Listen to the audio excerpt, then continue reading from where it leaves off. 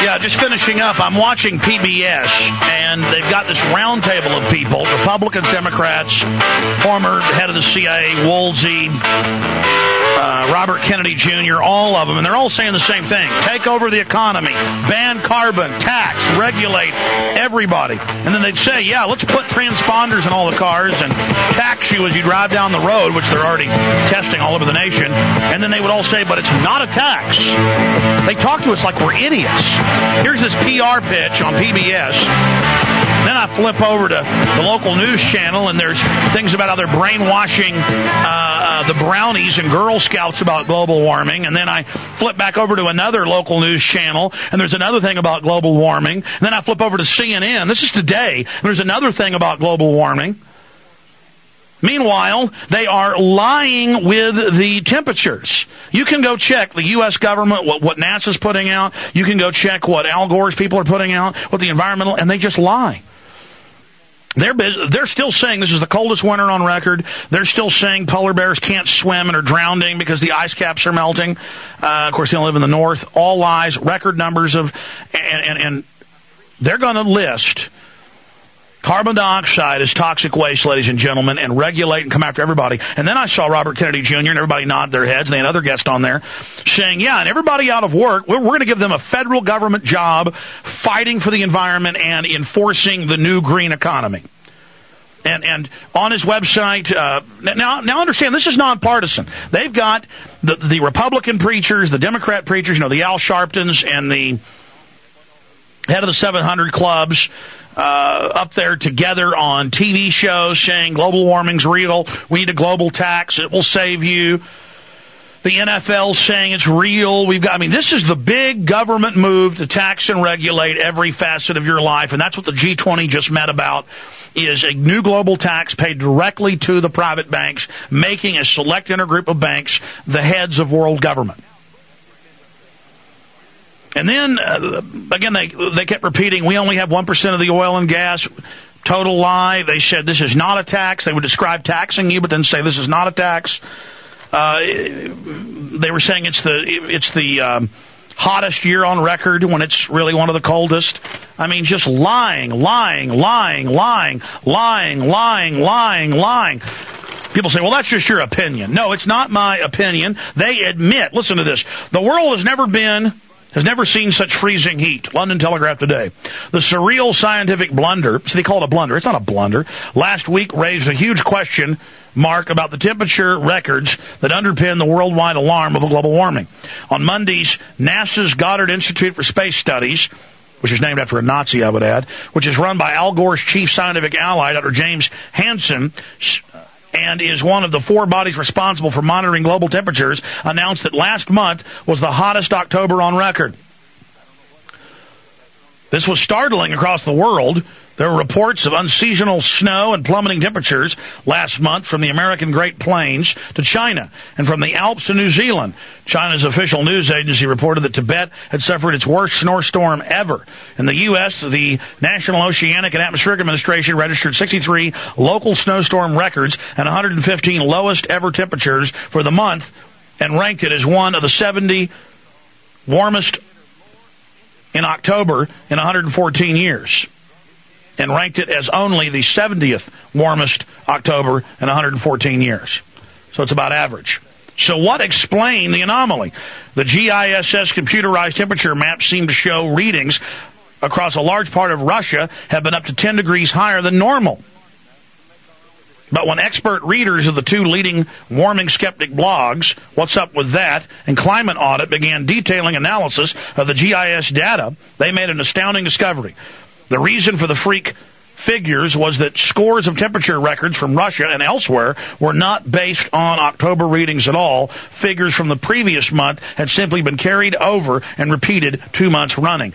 And then it's a long article, then they catch them, and then they would just cheat and move other numbers in, and they're so lazy, they'll just take, a half of a country and just set the same fake temperature for all of it. They don't even try to cheat where you don't notice it. They just fake all the numbers, use the same number across the country, put out a fake number from the summer for October, And then when they got caught, then they went, because they didn't want to be proven wrong overall that the Earth had actually cooled down, which it did, then they went and snuck and raised the temperature on the map in other areas. They are liars. The Club of Rome, the Council on Foreign Relations, and other groups, we've written articles at prisonplanet.com and Infowars.com with direct links to the United Nations and others admitting it's all fake and that it is a scheme to bring in world government and world taxation and a way to regulate all human activity to control you. Now, they admit it's about taxing. It has nothing to do with the environment. In fact, what it does is it gets heat off real environmental offenders with toxic waste, open air genetic engineering, cross-species engineering, a lot of other serious things that are happening, things that are really already causing problems. These GMO crops killing the honeybees, major studies on that, because they have this particular corn variety put out by Monsanto. Just in one German study, it grows its own pesticide so bugs won't eat it, but honeybees still go and pick up the pollen. So they go back and die. See, and they're feeding us the pesticide too. And they argue, well, this is a naturally occurring fungal pesticide that it produces. Yeah, but it's like 1,000 times higher than what would naturally occur in corn. Just so happens that most of the rats and guinea pigs that are fed these GMO foods die. Well, it's hurting us too, folks. We're mammals. We're in the same family. That's why all these intestinal diseases of the gut are way up. So that's why I'm so upset, ladies and gentlemen, because the article just goes on and on where they got caught lying and then cheated again and again and again. And then you never see this in the mainstream news. It finally made it in the Telegraph. And then every time I criticize this, I get letters saying, oh, you work for the oil companies or you're lying. Ladies and gentlemen, the oil companies are owned by the big private banks that issue the currency and the liquidity. They control the issuance of money. They don't care about, quote, making money. They care about consolidating markets. They care about monopolies and control. Yeah, they make money. They literally order the issuance and the printing of it. They make money the old-fashioned way. They print it. Now, that said, I've got a lot of other news here. This is Associated Press. Security focuses on protesters more than terrorists. And it goes on to say the U.S. government admits that actually the entire anti-terror apparatus is focused on protesters and jobless, and that they believe the American people are basically terrorists. See, I told you, the whole thing is for us. When they take our pension funds and everything else, which, by the way, they're announcing they're going to do. They're going to take large portions of your private pension funds, your 401ks. Congress is openly having hearings. They're going to steal it in the name of protecting it, just like Argentina just did.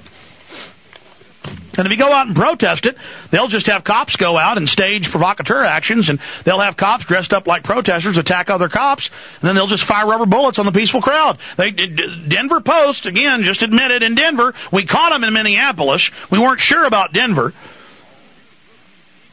Well, now the police admit but see, it's like above board now. Yeah, we attack our own officers so we can attack crowds of people with billy clubs. But that's good, aren't you, for police officers?